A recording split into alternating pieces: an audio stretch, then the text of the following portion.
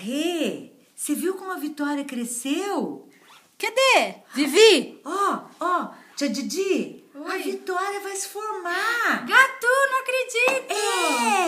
Sabe onde a Vitória vai se formar? Aonde? Na educação infantil.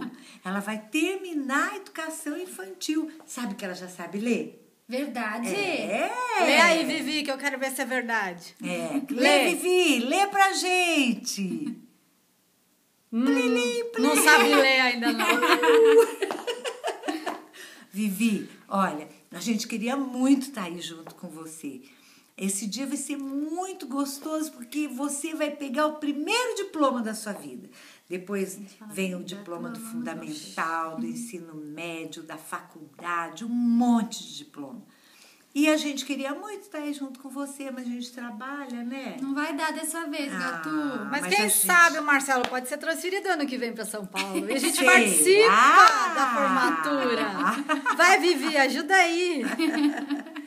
Parabéns pra você, viu, querida? Peraí, vou te mostrar como tá nosso coração.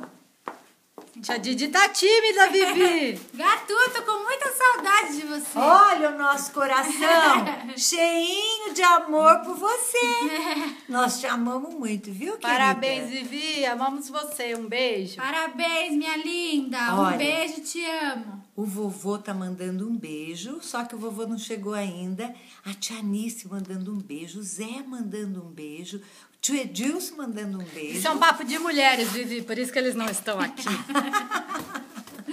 Beijo. Beijo. Mua, mua, mua. Te amo.